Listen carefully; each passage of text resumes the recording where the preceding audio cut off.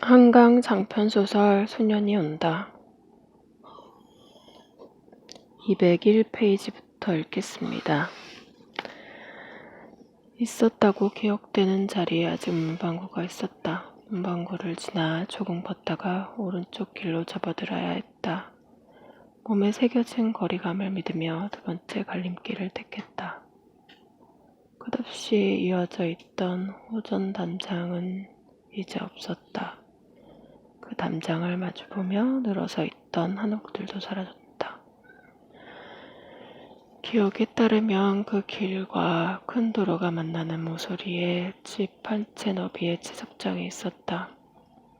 그 채석장과 담을 끼고 있던 한옥이 내 옛집이었다. 공터나 다름없던 채석장이 아직 도심에 남아있을 리 없으니 끝에서 두 번째 집을 찾아야 하리라. 단층 집과 연립주택, 피아노 학원, 도장 파는 집을 지나 마침내 길 끝에 다다랐다. 채석장이 있던 자리에는 살풍경한 3층짜리 콘크리트 건물이 들어서 있었다. 옛집은 헐렸고 그 자리에 조립식 컨테이너 건물이 들어서 있었다. 주방과 욕실, 리모델링에 관계된 용품들, 세면대, 수전, 싱크대, 양변기 파는 가게였다. 무엇을 나는 기대했었던 것일까? 유난히 환하게 불이 밝혀진 그 가게 앞에서 나는 약속 상대를 기다리는 사람처럼 오래 서성거렸다. 다음 날인 어제는 일찍부터 움직였다. 전남대의 5.18 연구소와 상무지구의 5.18 문화재단에 갔다. 70년대부터 중앙정보부가 상주하며 고문이 이루어졌던 505 보안부대는 출입문이 폐쇄돼 있어 들어가지 못했다. 오후에는 디귿 중학교에 갔다. 소녀는 졸업을 못했으니 졸업 앨범에 사진이 실렸을 리 없었다. 그 학교에서 정년퇴임을 한 아버지의 오랜 친구인 미술 선생님이 전화를 넣어주어 학적부로 연락할 수 있었다.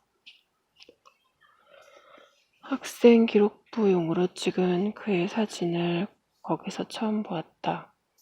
쌍꺼풀 없는 발달 모양의 눈이 유순했다. 턱과 뺨의 선에는 아직 유년의 흔적이 남아있었다. 너무 평범해 누구와도 혼동될 듯한 얼굴. 눈을 떼는 순간 특징이 무엇이었는지 잊어버릴 것 같은 얼굴이었다. 교실로 나와 운동장을 가로질러 걸을 때 눈발이 풀리기 시작했다. 그 문 앞에 이르렀을 즈음에는 눈발이 제법 굵어졌다. 속눈썹에 눈송이가 맺히는 것을 털어내며 택시를 잡았다. 전남대학교로 가자고 했다. 5.18 연구소 1층 전시실에서 비슷한 얼굴을 본 것 같았기 때문이다. 전시실에는 여러 대의 작은 PDP 텔레비전이 설치되어 있었고 각기 다른 동영상이 반복해서 사용되고 있었다. 어느 영상이었는지 정확히 기억나지 않았으므로 구할 수 있는 모든 자료를 읽는다는 것은 처음의 원칙이었다. 12월 초부터 다른 아무것도 읽지 않고 글을 쓰지 않고 되도록 약속도 잡지 않고 자료를 읽었다. 그렇게 2달이 지나 1월이 끝나갈 즈음 더 계속할 수 없었다고 느꼈다. 꿈 때문이었다. 한 무리의 군인들을 피해 나는 달아났다. 숨이 턱에 받쳐 뜀박질이 늘어졌다. 그들 중 하나가 내 등을 밀어 넘어뜨렸다.